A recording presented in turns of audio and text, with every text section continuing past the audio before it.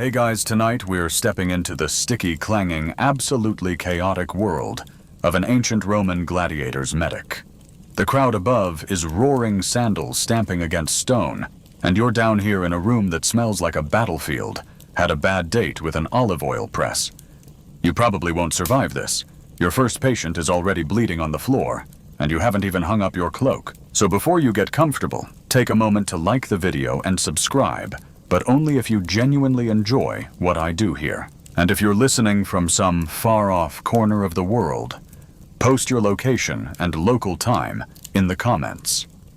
I love seeing where this little community stretches. Now dim the lights, maybe turn on a fan for that soft background hum, and let's ease into tonight's journey together. You step into the medicus quarters, a glorified broom closet tucked under the amphitheater. The walls are damp, sweating from the heat above, and the flicker of oil lamps makes the shadows dance like restless spirits. Wooden shelves sag under jars of ointment, rolls of bandages, and bowls of powdered plants that smell halfway between incense and compost. There's a small basin in the corner, but you quickly learn it's not for washing, it's for catching blood. Your first patient is wheeled in by two arena slaves slumped over a stretcher. The crowd's cheer still echoes from above, as if the man hasn't already been yanked out of the fight. His chest heaves. His skin glistens with oil. Gladiators were rubbed down before matches, partly to make their muscles shine, for the audience, partly so opponents' weapons might slip on the skin. Mainstream historians note this olive oil prep as a standard practice in Roman combat sports, though the medics cursed it. Oil made wounds harder to clean. You kneel beside him. The gash on his thigh is wide, deep, and still oozing. You press a sponge soaked in vinegar, the Romans' favorite antiseptic, against it. He yelps. Your job isn't to comfort, it's to stop the bleeding before his trainer complains about the cost of replacing him. Down here, every drop of blood has a price tag. From somewhere outside, the muffled thud of another match's impact rattles your shelves. A jar tips spilling dried yarrow across the table. You swipe it aside, but the smell, sharp and grassy, sticks to your fingertips. Quirky detail yarrow was thought to have mystical powers, capable of warding off evil spirits that might cling to a wound. Whether you believe it or not, the fighters prefer if you sprinkle a little on them before stitching. In the corner, an older medic mutters under his breath. Historians still argue whether these arena medics were officially trained or just patched-up soldiers who'd seen enough carnage to fake it. In truth, you suspect it's a mix. You've heard some can even set bones properly, while others just slap a poultice on and hope for the best. Another slave bursts in sweat dripping down his forehead. Two more coming, he pants. Your heart sinks. You've only got two hands and one assistant, a skinny teenager who flinches every time you hand him a bloodied rag. You move fast. Clamp the wound with forceps. Thread the needle, it's bronze, slightly bent, but it'll do. Stitch through the skin with gut thread, tugging each loop tight, while your patient swears at you in a dialect you barely understand. Somewhere in the noise, you crack a joke about wishing for a nice, quiet desk job. Except desks in Rome belong to tax collectors, and you've heard their lives aren't much safer. The floor is sticky underfoot. You realize it's not dirt. It's a permanent crust of dried blood, impossible to scrub away. A smear of crimson leads toward the back room where the stretcher boys drop those you won't be saving today. You glance at it, shake your head, and focus on the man in front of you. You can't save everyone, but you can save him, at least until his next fight. The roar from above swells again, and you know it means trouble. Somewhere another man is about to be carried down to you. You wipe your hands on a rag that used to be white, look around your cramped, stifling quarters, and wonder, not for the first time, why you ever agreed to this job. They carry the next one in, while you're still knotting the last stitch. Two stretcher boys hustle through the doorway, their bare feet slapping the stone, the weight of the man sagging between them. His eyes roll back, breath shallow. He's pale beneath the grime, which is always a bad sign. You motion for them to put him on the table. It groans under the weight it was built for, holding amphorae of wine, not human cargo. His tunic is soaked, the fabric stuck to his ribs. You cut it away with a small iron blade, careful not to tear skin. The injury isn't clean, it rarely is. A jagged wound slices across his abdomen, but no guts spill out, which is a small miracle. You press your hand to it. Warmth seeps between your fingers. This one's still alive. You send the stretcher boys back upstairs immediately. Bring another, you say, because you know the fights don't pause for you to catch up. Patching the living while sorting the dead. It's the endless rhythm of your day. The sorting is the part no one tells you about when you take this job. In the back room, the air is still heavy different. You glance at it now. There are 3 forms lying on the floor under coarse blankets. You'll deal with them later, after the living are tended. Mainstream historical accounts note that Roman arena medics often worked directly for the lanista, the gladiator trainer and owner. That meant your loyalties weren't to the patients, but to the man who paid you. If a fighter was too injured to be useful, your orders were sometimes to let him go. You never liked that part. You'd rather save everyone, but saving people the owner didn't want saved could get you replaced. Or worse. You grab a sponge dipped in vinegar and dab at the abdominal wound. The man hisses between clenched teeth. Don't move, you mutter. You push crushed garlic into the gash. Romans believed it could prevent infection. Your patient wrinkles his nose. Smells worse than the latrine, he says. You grin. If it keeps you alive, you'll learn to love it. Some medics used honey for the same purpose. It had antimicrobial properties. Even modern science confirms. You've got a pot of it, but it's been rationed for weeks. The amphitheater steward says honey is for important matches, not today's smaller show. You decide garlic will have to do. In the corner, your young assistant is scrubbing a bronze scalpel. He's using sand, not water. It's rough but effective for scraping off dried blood. Historians still argue whether these instruments were cleaned for hygiene, or simply because a crusted blade was harder to use. You suspect both reasons were true.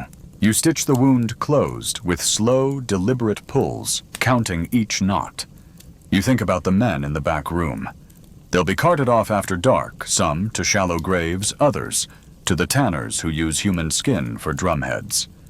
It's a disturbing thought, but here in Rome, everything has its use. Quirky fact, in some provinces, amphitheater refuse blood bones, even teeth, was sold to apothecaries who believed such remains had medicinal value. A shout comes from the stairway. Another stretcher is on the way.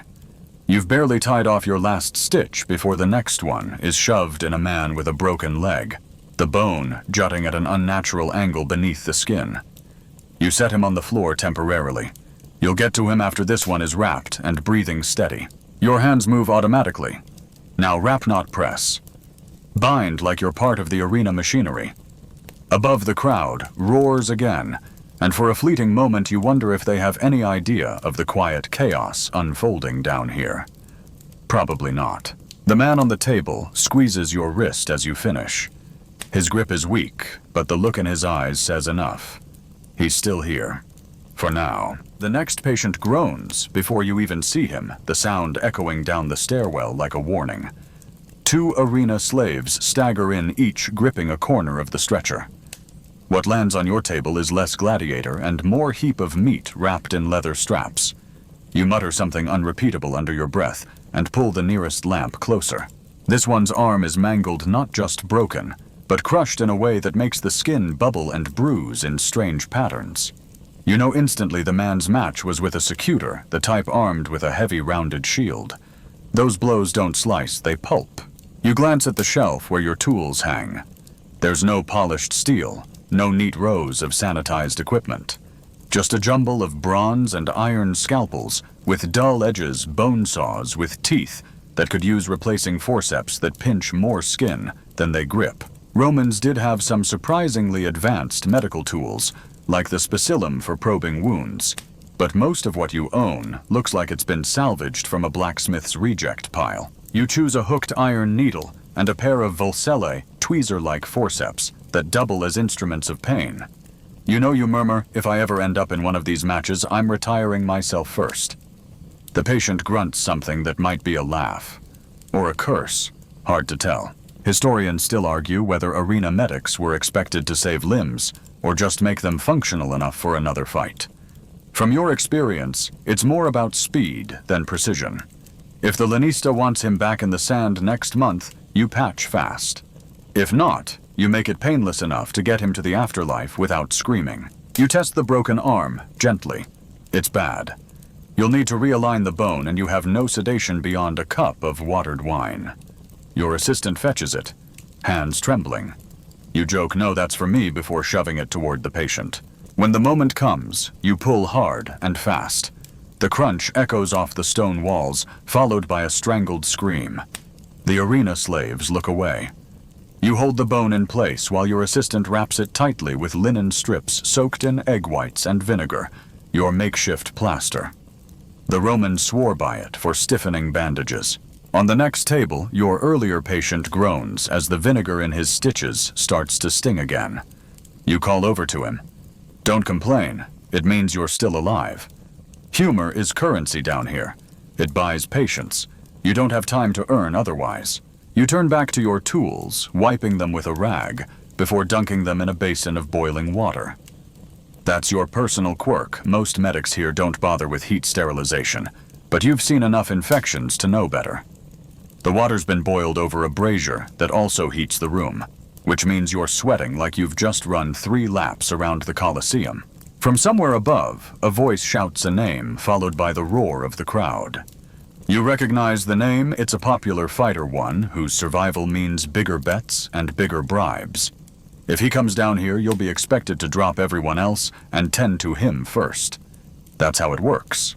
Arena politics don't stop at the sand. You flex your fingers stiff from the work and glance at the tools again. Each one has a history: the bent scalpel that saved a man's leg last spring, the bone lever you used to pry a spearhead from a shoulder without killing its owner. They're crude. They hurt. But in the right hands, they keep men breathing. The patient's breathing steadies.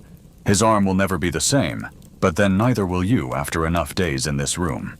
You've barely cleaned your tools when the next patient arrives, carried in on his own 2 feet, swearing in a dialect that sounds like it's from the far eastern provinces. He's limping, clutching his side, and barking at you about witch doctor brews. You sigh. Time to be the reluctant pharmacist. In Rome, a medic isn't just a stitcher of wounds you're expected to brew medicines too. Your workbench is cluttered with pestles, mortars, jars of crushed herbs, and a few odd ingredients that make you look more like a sorcerer than a healer. Today's first order: something for pain. You grab a bundle of willow bark, one of the oldest pain remedies in the world. Mainstream historical fact: willow bark contains salicin, a natural precursor to aspirin. Though you don't know the chemistry, you just know it works if you brew it long enough. You drop it into a pot of steaming water, then toss in dried myrrh for good measure. The patient eyes the mix suspiciously. Tastes like dirt, he warns. You give him a smile and stir. Better than tasting blood. Your shelves also hold stranger things: powdered deer antler chunks of resin and quirky tidbit ground-up bones from exotic animals. One jar holds a dark powder from a lion's tooth allegedly brought from Africa, said to restore courage to injured fighters. You've never seen proof, but some men refuse to fight again unless they've swallowed a pinch of it. You crush fennel seeds and coriander together, the aroma sharp and spicy. This one's for stomach cramps, common in men who eat poorly before a match. Historians still argue whether arena diets were carefully managed or left to chance. You've seen both extremes. Some fighters get high-protein meals, others survive on stale bread and figs, depending on their owner's investment in them. The man on your stool drinks the willow bark brew with exaggerated suffering, smacking his lips afterward. Tastes worse than defeat, he says. You chuckle and hand him a second cup, this one for cleaning the wound under his ribs. It's spiced vinegar and honey, an antiseptic mix you've perfected. He grimaces, but lets you dab it over the cut. In the corner, your assistant is grinding poppy seeds into a fine paste. This is the closest you get to a sedative. Mixed with wine, it dulls pain enough for you to dig out splinters or stitch deep cuts. You've learned to ration it too much, and the patient won't wake up too little, and they'll flinch right off the table. From upstairs, a distant trumpet signals the start of another match. The floor above you trembles with the stamp of thousands of sandals. You picture the sand turning red again in the sun, the way it always does, and you know what's coming, a rush of new customers in under an hour. You work faster now. The poppy paste is ready, the herbal poultices wrapped in linen squares. You make a few more emergency packs for quick grabs later. Nothing slows you down, like rummaging for ingredients while someone bleeds out on your table. The limping fighter finally rises, his side bound tight, his stomach settled. He leaves muttering about preferring an honest sword cut to your potions. You watch him go, knowing he'll be back soon enough.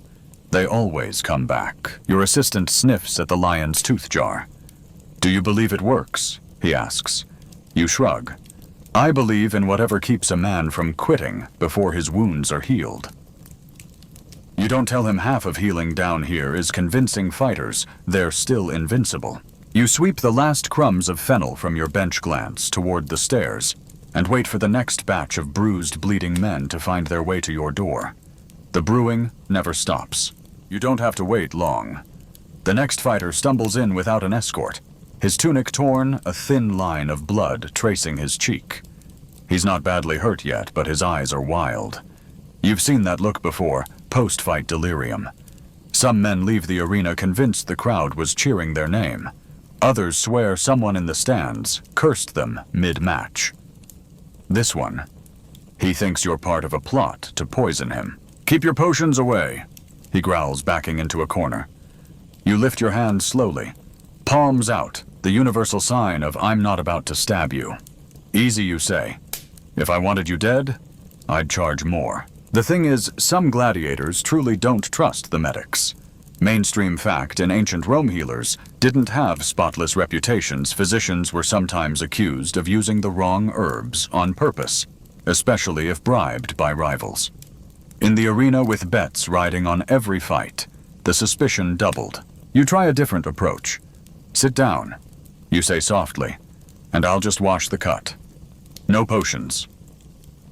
He hesitates, still glaring, but finally lowers himself onto the stool. You fetch clean water, well as clean as you can get here, and dab at his cheek with a strip of linen. He flinches like you've jabbed him with a spear. Quirky tidbit: some gladiators believed wounds should never be washed immediately after battle. They thought it locked in bad luck from the match.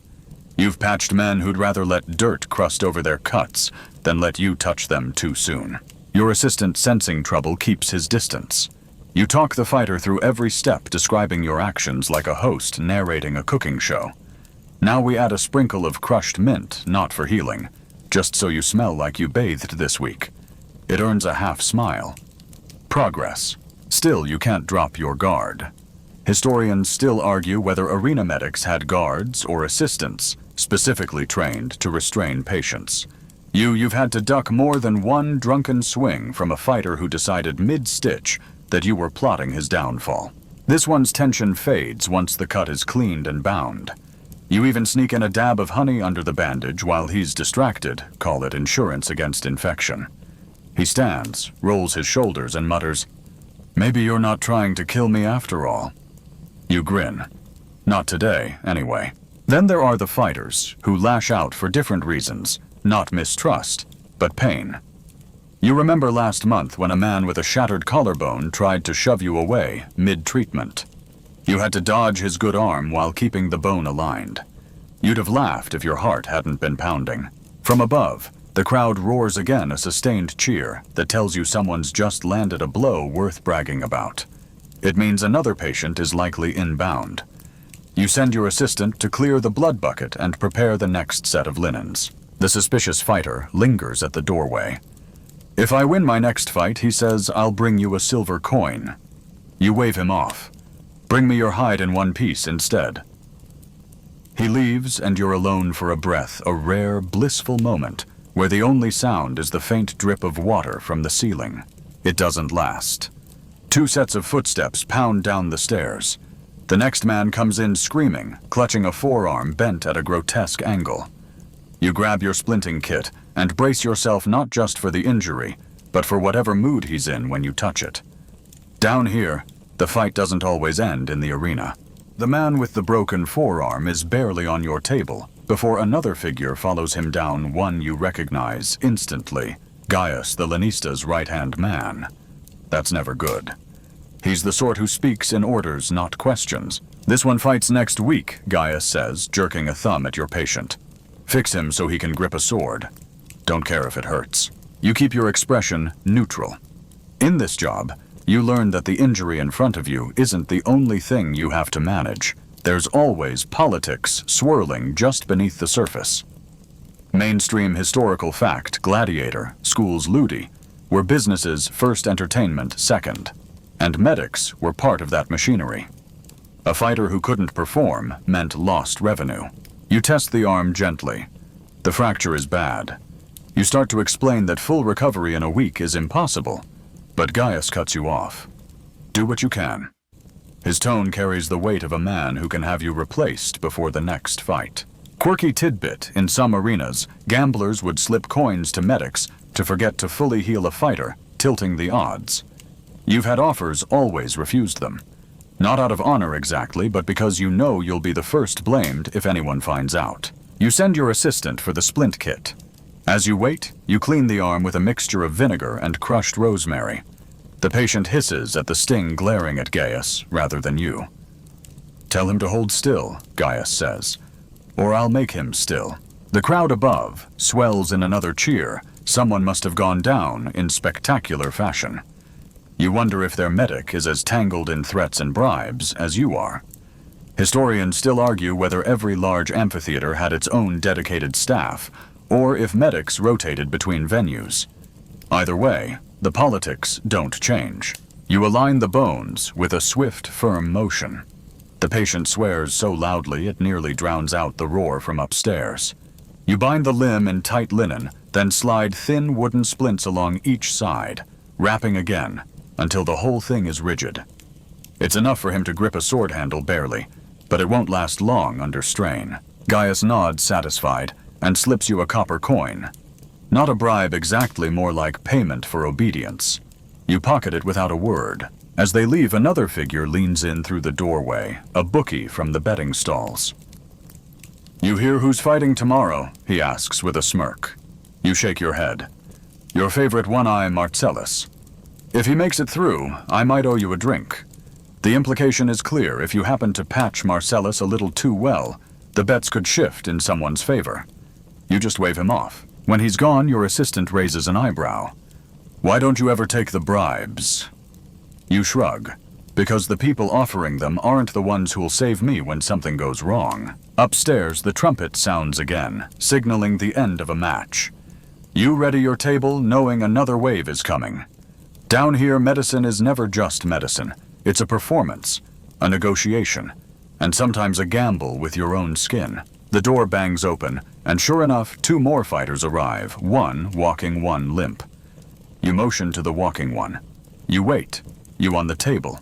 Because if arena politics have taught you anything, it's that the unconscious one always gets priority. At least for now. The limp fighter on your table isn't just injured, he's actively dying. His breathing is shallow, each inhale rattling like loose pottery in a crate. There's a deep slash across his chest, the edges wide and angry, and the blood's pooling faster than you can blot it. This isn't a quiet clinic job. This is a crisis in the sand, brought straight to your door. In some cases, you'd get to him before the stretcher did, rushing into the arena mid-match. Mainstream historical fact medics were sometimes called onto the field to drag injured fighters away. While the crowd booed angry, the entertainment had paused. You've done that dash before, dodging swinging weapons and stray sand kicked into your eyes. Because the longer a man bleeds where the public can see, the less dramatic the final blow seems. You work fast. Vinegar-soaked sponges pressure with both hands, voice low and steady as you bark orders to your assistant. Thread ready. Hold him still. More pressure here. The patient groans but doesn't fight you. That's worrying. Pain is a good sign. Silence is not. Quirky tidbit, some arena medics carried red cloths instead of white. Not for fashion, but to mask the blood and keep the crowd from realizing just how badly someone was hurt. You've got one draped over your shoulder now, the crimson blending with the spray from his wound. His pulse falters. You slap his cheek lightly, anything to keep him conscious. Historians still argue whether Roman medics understood the concept of shock, but you know from experience that once a man starts drifting, he's halfway gone. You clamp the wound with bronze forceps, the metal biting into the torn flesh. The crowd's roar upstairs vibrates through the floor, but down here, all you hear is your own breathing and the wet sound of the sponge soaking through. You stitch in lung-quick loops, pulling each one tight, your fingers moving from muscle memory. There's no finesse here, just speed. Your assistant swaps in a fresh cloth. You press it hard against the last stitch and glance at the man's face. His eyes flutter, but he's still with you. Not today, you mutter. You're not going upstairs for the wrong kind of finale. Then a voice from the stairwell shouts, "We need you in the arena now." You curse under your breath, telling your assistant to keep the pressure steady. You grab a satchel, the emergency kit, and sprint up the narrow stone steps. The sudden burst of sunlight hits you like a forge blast. The arena stretches out in a blinding oval sand, glittering, the crowd's roar deafening. 2 fighters are still circling, but one is limping badly, blood dripping from his thigh in a steady line. You duck past the referee, weaving between the fighters as they feint and lunge. The limping one staggers toward you more out of desperation than strategy. You seize the moment, hooking an arm around his waist and dragging him toward the edge. The crowd boos, always boos, but you don't care. Down in the medicus quarters, you might be invisible. Up here, you're the villain stealing their show. Back below, your assistant has the chest wound patient stabilized enough to move to the side cot. You drop the thigh-wounded man onto the table and get to work again. It's non-stop stitch 1, clean, another wrap, a third. The smell of sweat, vinegar, and blood clings to your skin no matter how much you wash. By the time you finish with the thigh, the chest wound fighter is breathing easier. You sit for the first time in what feels like hours, hands trembling slightly, knowing the next crisis is only minutes away. In this job, quiet is just the pause before the next roar. The sun has dipped low outside, but in the medicus quarters, time is marked only by the rhythm of footsteps down the stairs and the steady trickle of blood into basins. The last fighters of the day trickle in, one with a split lip, another with a twisted ankle, and one poor soul who smells like he's been rolled in the amphitheater's sand pile and left there. You patch wrap and scold in equal measure, hands moving on autopilot. Eventually the noise above fades. The crowd's gone, the arena's emptied, and the only sound is the faint drip from a leak in the corner. This is when the afterwork begins, the part no one in the stands ever sees. You clear the tables, stacking your tools in their chipped clay bowls. Each one gets a scrub with sand and vinegar, then a pass through boiling water. Mainstream historical fact. Roman medics valued clean tools more than many other healers of the time, especially those dealing with constant battlefield or arena wounds. You can't say it saves everyone, but you've seen the difference between a clean cut and a festering one. In the back room, the still forms from earlier remain under their blankets. You lift the first, checking for any sign you've made a mistake. There isn't. Arena rules are blunt. If a man's gone, he's gone. The stretcher boys will carry them out to the carts soon. Quirky tidbit: in some regions, the bodies of fallen gladiators were displayed briefly for gamblers to see proof that debts were owed or won. You've never liked that tradition. You pause to stretch your back, every muscle aching. The stone walls around you feel closer now, as if the room has shrunk over the day. Historians still argue whether medics like you were respected members of the arena, or just another replaceable part of the machine. Judging by your sore hands and modest pay, you'd bet on the latter. Your assistant, bleary-eyed, finishes scrubbing the last of the linens. You send him home. He's too young to stay for the final part. This part belongs to you alone. You tend to your own cuts, little nicks from blades, burns from hot water, the ache in your knees from leaning over tables for hours. You smear a bit of honey over a split knuckle and wrap it, shaking your head at the irony. The healer needs healing. The oil lamps burn low shadows stretching across the walls. You sweep the floor, though you know you'll never get rid of the reddish-brown stains. They've seeped into the stone itself, a permanent reminder that every day here is the same fight, bleed, patch, repeat. You sit on the edge of the table, staring at the closed door. You'll be back tomorrow and the next day, until the day your own injury sends you to a different kind of cot. Now the noise has gone, and the air is heavy with the faint scent of herbs and cooling metal. You let your shoulders drop, feeling the weight of the day slide away, like sand in an hourglass. The shadows on the walls sway gently in the lamp's last flicker, and for the first time, the silence is soft instead of sharp. Somewhere above, the moonlight is spilling over the empty arena, silvering the sand where the crowd once roared. You close your eyes for a moment, imagining a quieter place, one where the only pulse you listen for is your own steady and calm. The room breathes with you, its walls holding your secrets, your fatigue, and the lives you've saved. Soon the lamps will fade entirely, and you'll sleep until the next morning when the cycle begins again. Sweet dreams. Hey guys, tonight we slip into the smoky glow of a Viking longhouse, the air thick with the scent of wood smoke and stew, and just a hint of something sour you can't quite place. You're in a village, pressed up against a cold steel-blue fjord, surrounded by pine-covered hills, where life usually runs on a steady rhythm of fishing, farming, and the occasional spirited argument about whose goat is eating whose hay. But tonight, something feels wrong. There's a cough, low rattling, and wet echoing from the far side of the room, and another, and another. Your skin prickles. You probably won't survive this. So before you get comfortable, take a moment to like the video and subscribe, but only if you genuinely enjoy what I do here. Post your location and local time in the comments. I'm curious where you're listening from.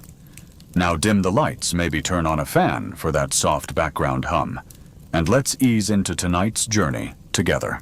The coughing belongs to Hroar, a man who last week was splitting logs with his bare hands, and now can barely stand. He's pale sweat gleaming on his forehead, his breath shallow like the tide pulling away from shore. His wife hovers beside him, wringing a cloth in hot water and whispering prayers to both Odin and Freya, just in case one of them is listening. You shuffle closer, trying not to breathe too deeply. Everyone knows sickness spreads in tight spaces, though historians still argue whether Vikings understood germ theory in any way resembling ours. What they did understand was that when a strange illness took hold, it could burn through a household faster than a torch through dry straw. Someone mutters about bad spirits riding in on the wind from the east, maybe from the trading town, a few days' sail away. Another insists it's punishment for neglecting the shrine by the waterfall.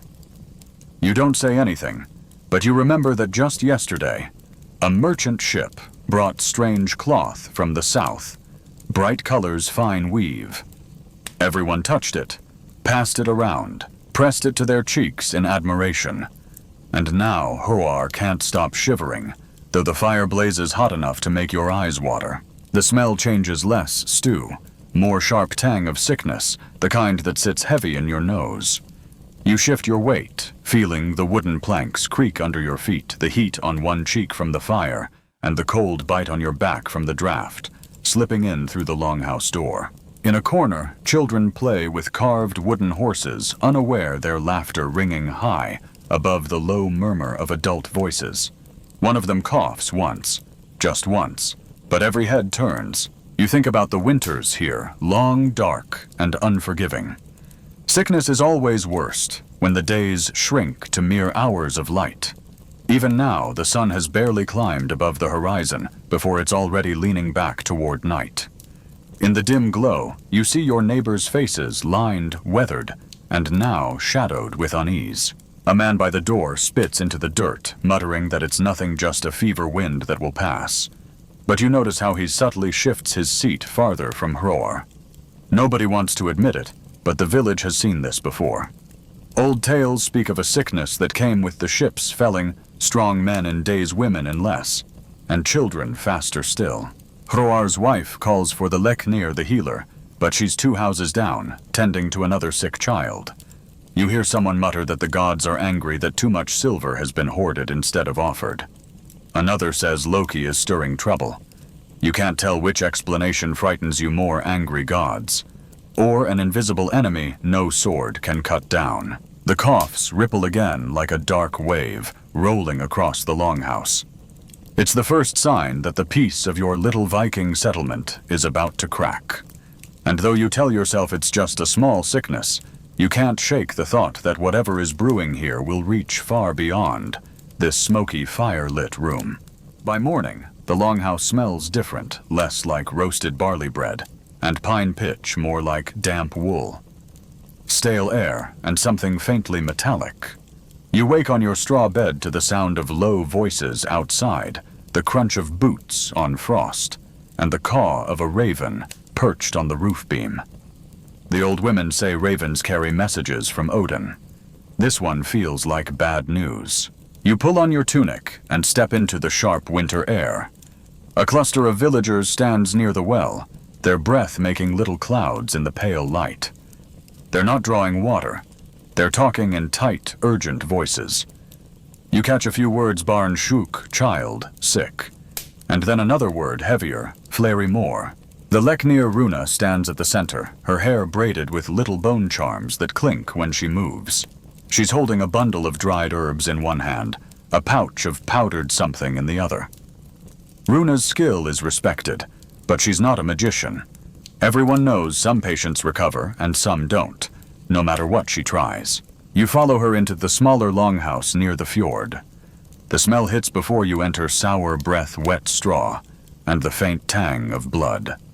On a low bed lies little Bjorn, only 6 winters old, his skin flushed in uneven patches, his eyes glassy. His mother sits beside him, dabbing his face with a rag soaked in cool water. He tries to lift his hand, but it trembles like a leaf in the wind. Runa kneels beside him, murmuring words, half medicine, half prayer. She unwraps her pouch, sprinkling powdered angelica root into a cup of hot water. You know this plant. It grows on the slopes above the village, and it's used for stomach troubles, fevers, even bad spirits. She makes the boy sip, though the cup rattles against his teeth. In the far corner, another man coughs, deep and wet. He's a fisherman who brought in a net full of herring only days ago. His wife clutches his arm, eyes darting toward you as if you might help. You look away. The village isn't large, 30, maybe 40 souls, and already the sickness is touching too many. In a place this small, everyone shares the same air, the same drinking water, the same cooking fires. Once the illness takes root, it moves like a shadow, slipping through walls, creeping into lungs while you sleep. By midday, a decision is made. The sick will be moved to huts by the water, away from the main longhouse.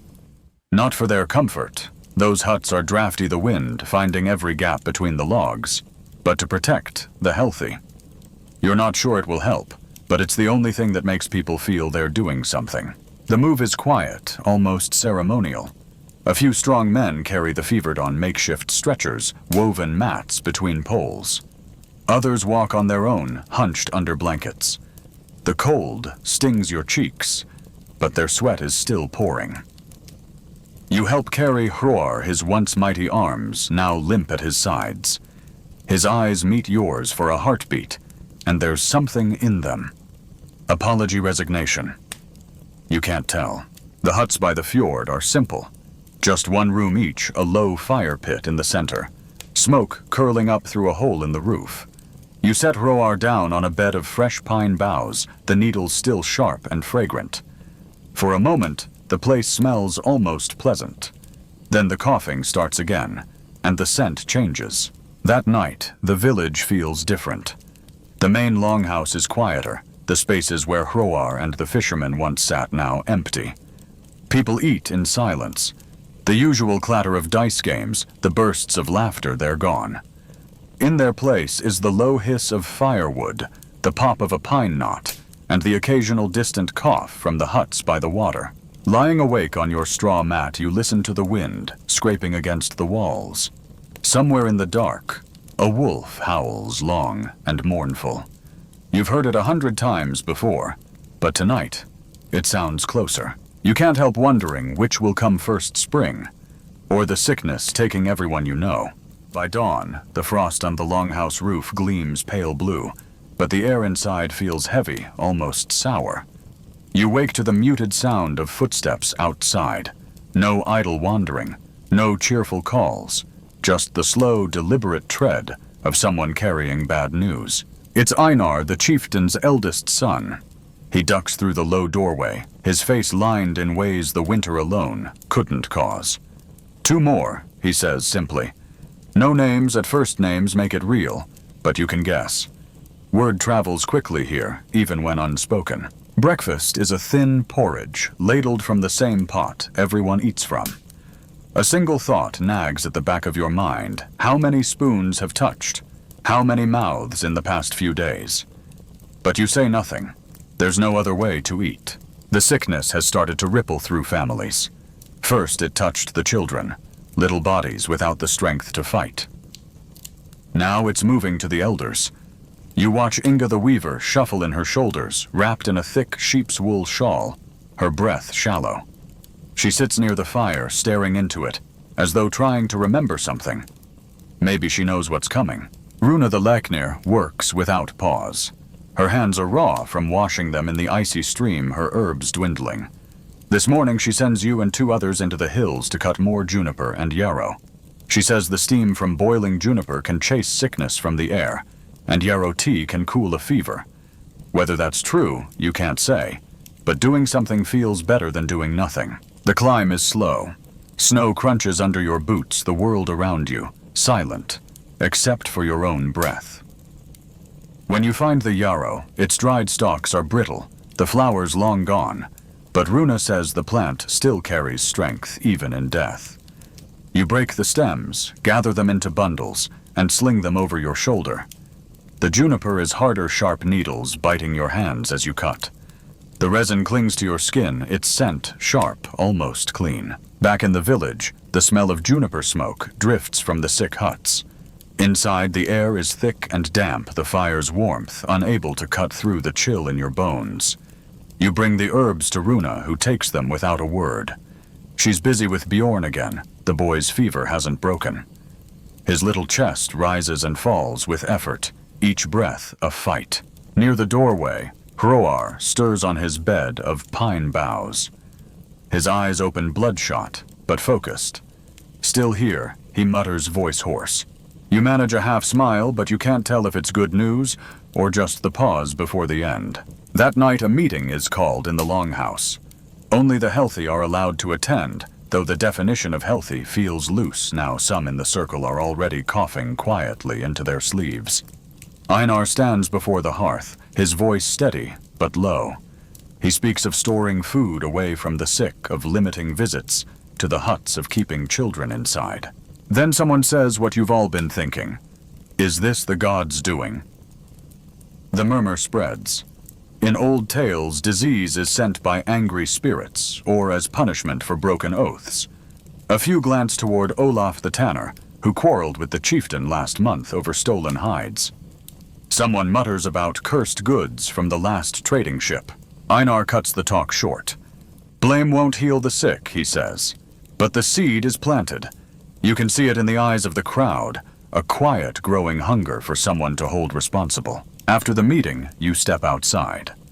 The sky is clear, the stars sharp as glass, and the moon throws silver light across the frozen fjord. In the distance, you hear coughing from the huts, soft at first, then joined by another and another, until it's almost a chorus. You pull your cloak tighter and walk back toward the longhouse. The juniper smoke clings to your clothes, to your hair. Once you thought it smelled clean. Now it smells like fear. The morning frost bites harder now, clinging to every surface, until even the wooden beams of the longhouse seem to shiver. The air is still unnervingly so, as though the fjord itself is holding its breath. You wake to an emptier space than yesterday. Half the sleeping mats in your corner are vacant, their owners gone to the sick huts or Worse. No one says it out loud, but the village is shrinking. Outside, Runa moves with a relentless pace, her thin frame wrapped in layers of wool. She calls you to help fetch water from the stream. The bucket's iron handle burns your bare hand with cold, and when you plunge it into the water, the ice at the edges groans. Your reflection stares back a face pale from too many sleepless nights, eyes shadowed with worry. On the walk back, you hear a hacking cough from behind one of the huts, sharp enough to bend the figure holding their knees. It's Leaf, one of the strongest rowers in the village. Just last week you'd seen him laughing at the hearth, drinking mead. Now his breath comes ragged lips tinged blue. He waves you off when you step toward him. "Stay back," he says, though his voice is more a rasp than words. You do as he asks, but the image sticks with you. Inside the longhouse, a low murmur swirls. Einar stands with two other men speaking in tones too quiet to catch. You only hear fragments quarantine separate families, burn bedding. The word burn makes people uneasy. Bedding is precious, especially now, when nights are long and cruel. But everyone knows disease clings to fabric hides in the warmth of furs. That afternoon, the thing is called not the grand summer gathering, but a huddled circle of villagers in the icy clearing. There's tension in the air, not just from fear, but from something sharper, resentment. Kjell the fisherman stands first. He claims the sickness came from the last merchant ship, that the foreign goods brought a curse. Others agree, pointing to the strange cloth and carved trinkets that arrived just before the coughs began. A woman in the back mutters about the gods testing them, punishing the village for some unseen offense. The conversation turns ugly fast. Blame leaps from person to person. Olaf the tanner for his quarrel with the chieftain, Astrid the widow for refusing to offer silver to the shrine, even Runa for not curing the sick quickly enough. Runa steps forward, then her voice cutting clean through the cold air. Blame will not heal your children. It will not fill your bellies. It will not bring back the dead. Her gaze is steady, unflinching. We fight the sickness, or it will take us all. For a moment, no one speaks. Then Einar nods, supporting her. Plans are made, those already ill will stay in the huts by the fjord. Healthy families will keep to themselves. No trading with outsiders until the sickness passes. By evening, the snow begins to fall in thick, slow flakes. You help Runa carry more pine boughs to the sick huts, the resin sticking to your gloves. Inside, the heat of the small fires is stifling the air, heavy with the sour, sweet smell of sickness. You change out damp bedding wipe foreheads and pour bitter yarrow tea into reluctant mouths. Bjorn, the boy who's been sick longest, grips your hand weakly when you pass him the cup. His eyes, once bright and mischievous, are dull, but he still manages a faint smile. "Thank you," he whispers. The sound is so soft, you're not sure if you imagined it. That night, as you step out into the snow, the fjord is silent again. No gulls, no lapping waves, just the sound of falling flakes and your own breathing. Somewhere in the distance, a single cough breaks the stillness, followed by another and another, like a drumbeat you can't silence. You wonder how many more mornings this village can wake to. The snow doesn't stop for 2 whole days. It piles on the rooftops until the beams creak, swallows the narrow paths between huts and muffles the world into an eerie quiet. You spend those days inside helping mend torn clothing, stirring thick fish stew, and trying not to think about how little dried cod is left hanging in the storehouse. Food has taken on a strange kind of weight now. Every ladle of broth is a calculation how much can be spared today without leaving tomorrow empty. The hunters haven't returned in a week, and no one dares venture too far in the storm. On the 3rd morning, the wind drops, but the air is sharper, the cold more biting. You go with Runa to the sick huts, carrying bundles of dried juniper and spruce to burn in the fire pits. The smell is sharp and cleansing, but it cannot mask the underlying rot of fever. Inside, the faces are fewer. Some have been taken to the burial pyre during the storm. You help carry the dead out wrapped in wool, their shapes too still, too light. The ground is frozen solid, so the old tradition of earth burials is impossible. The pyre is already prepared at the edge of the fjord, where the wind carries the smoke out to sea. You help stack the wood, watching your breath mingle with the thin morning mist. The ceremony is quick. No long songs, just a few words spoken low. A torch is pressed into your hand. The fire catches fast, and the flames eat away the frost on the logs. You stand there long after the others leave, your cheeks stinging with heat on one side, cold on the other. Back in the village, the air feels heavier. People avoid eye contact, keeping to their own homes. Children no longer play in the snow. You hear more coughing now, even from those who swore they felt fine days ago. Einar visits that evening. His voice is low, his tone grim. We may need to stop the winter feast this year. It's unthinkable, Jol, is when the whole village gathers, shares, food honors the gods, and drives away the darkness of the season. But the thought of everyone packed into the longhouse, breathing the same air, is enough to silence any protest. That night, you lie awake on your bedding, staring at the flicker of the hearth. Every crackle of the fire sounds like the echo of the pyre. The sickness feels closer now, like a shadow at the edge of the light. The next morning, the stillness shatters. You hear shouting outside, two men wrestling in the snow. You rush out to find Shell and Olaf, locked in a furious fight, snow and blood on their faces. The argument is about stolen fish. Olaf swears it was his catch. Shell accuses him of theft. It's not really about fish. It's about hunger, fear, and the knowledge that every day the supplies dwindle. It takes 3 men to pull them apart. Einar's voice booms over the chaos. This is the sickness, too. It's not just in the lungs, it's in your heads. It will make us tear ourselves apart before it kills us. His words hang in the freezing air, and no one answers. That evening you hear Runa coughing. Just once. Short. But it's enough to make your blood run cold. She catches your look and shakes her head. It's nothing she says. You nod, but you keep listening to her breathing long after she's fallen asleep. The fjord is still frozen, the stars sharp as blades above. You know that tomorrow and the days after will demand more of you than you've yet given. By morning, Runa's cough has deepened. She insists on walking with you to the healer's hut anyway, saying that staying in bed will only make her feel weaker. The snow crunches beneath your boots, and each exhale hangs in the air like smoke. Inside the healer's place, the smell of boiling spruce needles and fish oil greets you. The Leknir, a wiry old man with hands like gnarled roots, looks at Runa for only a moment before shaking his head. You caught it, he says plainly. No ceremony, no gentle words, just truth. He hands you a bundle of dried herbs and instructs you to brew them into tea, juniper for the chest, angelica for the blood, a pinch of crushed garlic to scare away what the gods do not favor. You've seen this mixture given to others. Some lived, some didn't. Back home, you set this kettle over the fire, the water hissing as it meets the heated iron. Runa sits wrapped in furs, her eyes glassy but alert. You keep her talking about the hunts from last summer, the way the sea glowed with plankton at night, the time Einar's goat got loose and ate half the chieftain's thatch.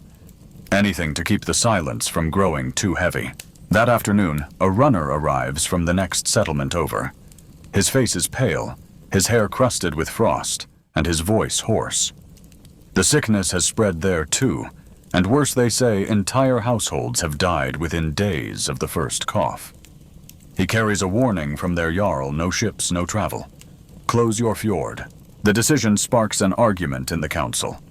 Some say the fjord is the lifeblood of the settlement, that closing it means cutting yourselves off from supplies, from any hope of help. Others argue that keeping it open will only bring more sickness. You sit at the back of the longhouse, the smoke from the hearth curling toward the rafters, and watch the debate turn into shouting. Your stomach knots not just because of the tension, but because you've started to cough too. Just once. Short. You tell yourself it's the smoke. That night, Einar comes to your door. His voice is quieter than usual, but steady. If it comes to it, he says we burn the sick huts. The sickness can't live in ash. The thought makes your skin crawl, not the burning itself, but the acceptance in his tone, as if this is just another duty in a long list of hard choices. You barely sleep. Every sound outside your hut makes you sit up expecting trouble. Another fight. Another body carried to the pyre. When dawn finally comes, you rise to find the air biting the sky cloudless. It should be beautiful, but the silence of the village feels heavier now. You bring Runa her tea, and she smiles faintly before sipping. Her hands tremble around the cup. You tell her she's strong, that she'll beat this. She doesn't argue, but she doesn't agree either. By midday, the hunters return, hauling a single reindeer between them. It's not much, but it's something. The meat is divided in the square, each household getting a small share. There's a tense sort of gratitude in the air. Nobody smiles, but nobody fights either. For now. That evening, the aurora spills across the sky, green ribbons twisting and curling above the fjord. Runa whispers that the gods are watching. You wonder whether they're watching to protect you or to judge how you endure. The days grow shorter.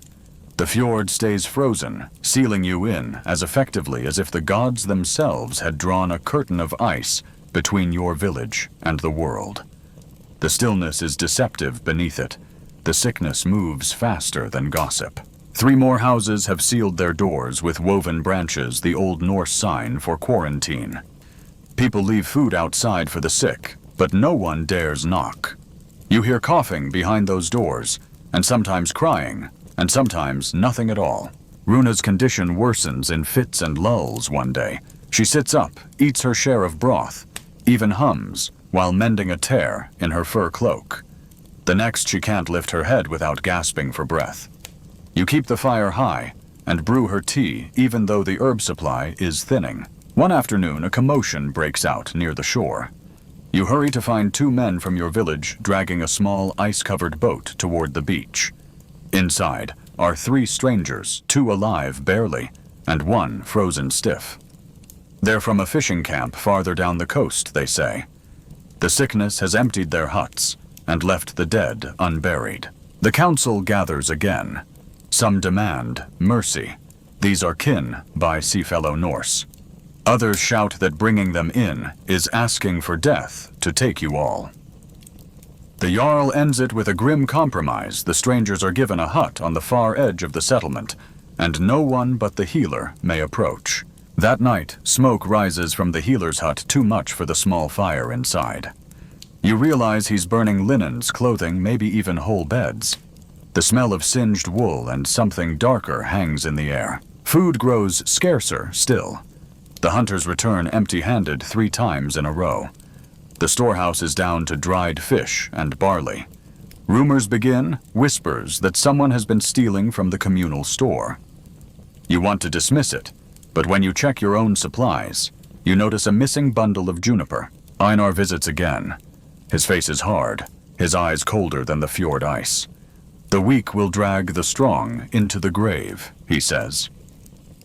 If you get worse, he doesn't finish the sentence. He doesn't have to. Later, Runa wakes in the dark, fever bright, and asks for water. You fetch it from the snow outside, melt it, help her drink. She thanks you, then grips your wrist with surprising strength. "Don't let them burn me," she whispers. You promise, even though you don't know if you can keep it. The next morning, the aurora is gone, replaced by a low, gray sky heavy with snow. The fjord groans under its ice, and somewhere in the village someone screams a sound, you know, means another pyre will be lit before nightfall. By now, the cough in your own chest has become harder to ignore. It's still light, still manageable, but each time it comes, it feels like a shadow leaning closer. As darkness falls, the wind rises, carrying with it the smell of wood smoke, and something harsher, the unmistakable scent of burning flesh. You close your door and sit by the fire, listening to the crackle of flames far away, and wonder if the gods are counting your breaths. The first signs that winter is loosening its grip come quietly. The ice on the fjord groans more often, like an old man turning in his sleep. The snow loses its dry squeak beneath your boots and begins to sag under its own weight. In the mornings, water drips from the eaves, each drop a slow drumbeat of change. Runa survives the coldest weeks, though she's a shadow of herself, thin, pale, and tired, after only a few steps. Her cough has eased, but you can hear how deep it still lives in her chest. You've seen too many think themselves healed only to falter later, and you make her promise not to work the nets until the spring sun is warm. She doesn't argue. Perhaps she knows she wouldn't win. Not all were so lucky. When the thaw begins, the village smells wrong less of wood smoke and more of wet earth ash and decay. The healer, gray-haired and thin, walks the lanes without meeting anyone's eyes. There are fewer doors to knock on now, fewer voices calling across the snow. The strangers in the hut at the village's edge didn't last the season. Their shelter stands open to the wind, now a blackened shell after the pyre burned it down. No one speaks of them as if silence can keep their fate from spreading. When the ice finally breaks on the fjord, the sound is like the sky splitting open. Great sheets of it drift away, leaving dark water that smells of salt and freedom. The first fishing trip feels strange. Half the boats remain beached, their owners gone. Those who row out are wary, scanning the shore as if afraid the sickness might be waiting there for them, like a jealous spirit unwilling to be left behind. Trade ships return weeks later, but the news they bring is grim. The sickness had not been only yours. It ran through settlements up and down the coast, even inland, where the fjords turn to rivers. Some say it came from the east, carried by a trader's cough. Others claim the gods sent it for pride, for greed, or for some unremembered slight. That summer life resumes, but it is not the same life. Feasts are smaller. Laughter is quieter. The old rituals for harvest and hunting are followed more strictly, and no one dares to skip an offering. Even Einar, who once spoke only of strength, leaves gifts at the shrine for the dead. You plant more herbs this year, not just for your household, but for the healer who accepted your help in silence when the sickness was at its worst. You know now how thin the line is between health and the pyre. Some evenings, Runa sits by the shore, her feet in the water, staring at the horizon as if waiting for something. When you ask what she sees, she only says, "I'm making sure it doesn't come back." You don't ask her to explain. By the time the aurora returns to dance in the winter sky, the sickness is only a memory, but one that presses against the heart like a scar under cold fingers. You've survived, but the price is counted in empty places at the table, and in the way the village glances toward the healer's hut whenever a cough echoes in the night. You know now that survival is not just a matter of strength or even luck. It is also the weight you can carry after the worst has passed, the names you keep, the promises you hold, and the way you keep the fire lit, even when the darkness feels endless. Because in a land like this, the darkness always comes again.